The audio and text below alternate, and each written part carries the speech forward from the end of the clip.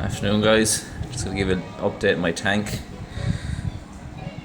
Even though in my last video when I done a water change, these changes have been made, I still haven't done an update video exclusively on what I've done, so I'm just gonna tell you. So if you look back at other videos, particularly the one where the unbox from Seahorse Aquariums, you can see I had substrate. I've since removed that because that was gone a bit knackered, it had been there a while, and I just wasn't doing any good to the tank, so I decided to go bare bottom just so the tank could be cleaner. And as well as that, a couple of the fish I had from Seahorse have passed away sadly. One is my own fault, but you learn from your mistakes, and I'll explain that now in a minute. And the other Snow White one, if you've watched that video, it's the one I bought too small by accident, and he seemed fine, he was eating perfectly, very active. I just came down one morning and he was dead, so I don't know, did one of the bigger guys hit him or something in the night, or I don't know what happened there, but he died basically. I had another blue guy, I think it's snakeskin blue or something, and he died mainly because it was my own fault. It was mainly my own fault because I was trying to hand feed him, or I was hand feeding him, which I thought was working fine, but as it turns out I was overfeeding him as a result of that, and he got bloat, and I couldn't get the diagnosis in time to save him, so that was unfortunate. And I just learned that not to be hand feeding Discus beef heart basically. That was a stupid mistake in hindsight, but at the time I never thought. I just was happy enough to see him eating, and he was eating at that point, but then when he stopped, and it took me a couple of weeks before I could determine exactly what's wrong. You'll find that with Discus is very, very hard to tell what's wrong with them.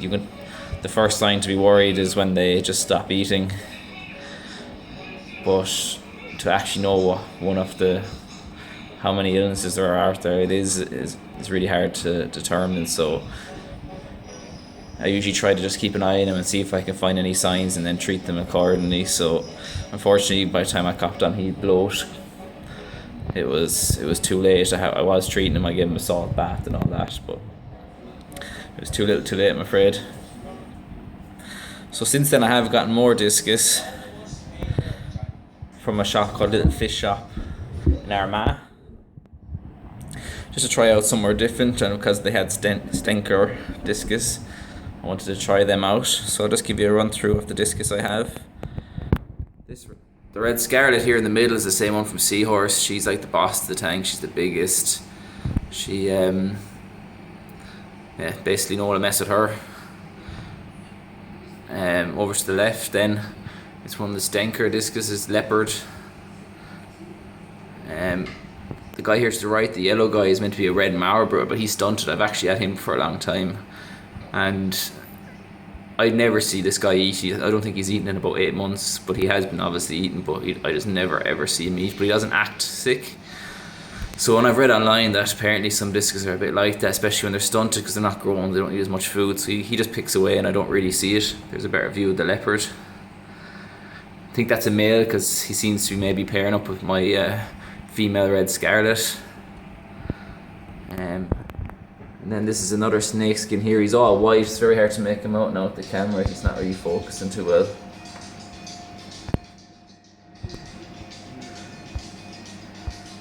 Yeah, no, that's not the best way to get with him, unfortunately. And then there's another guy back there, and I can't remember what he is now. He's another stinker anyway, but he's I can't remember what type he is, because I got one other Discus with that group and a checkerboard Discus, but the bag he came in was filthy, to be honest, and he was eating like mad when I first got him, so I thought maybe there's nothing wrong with him, but then he stopped eating. So I was, based on the fact that he was eating loads and then stopped eating, I put it down to him having worms. So luckily I've been treating him for a while now, and he seems to be in good health. I'll show you him now in a minute.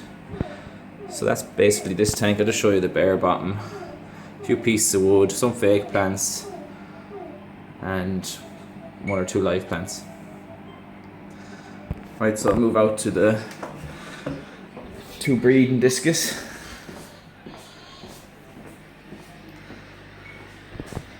Here they are. They're actually going at it as we speak. This is good timing.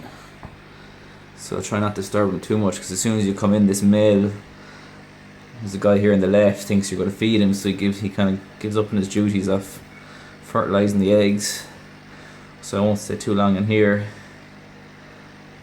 But yeah, that's just a quick view of them doing their thing. And then finally, here's the checkerboard. Another stinker I got that was sick. But as you can see, he looks pretty lively. His fins are up, he's wanting some food. He's eating and the food's going through his system perfectly, so I have no concerns with him. I'll give him another 2 weeks inside this hospital tank, and I'll put him back into the main tank. So I'm just hoping he's not going to be stunted. And sorry, video cut off there. Now just back to the main tank while I finish off the video. I'm just going to give a shout out to the new group I've joined, Aquarium YouTubers UK and Ireland. It's set up by Michael Aarons from Aaron's Aquariums. And it's a great group. Everyone seems really active. I've subscribed to everyone on there and their videos look great. Basically all my subscribers are guys from this, so I won't bother giving any individual shout outs for fear I miss anybody, but I will give a link to everybody's channel in my description to this video. And I hope to provide further updates in the future. Thanks for watching, guys.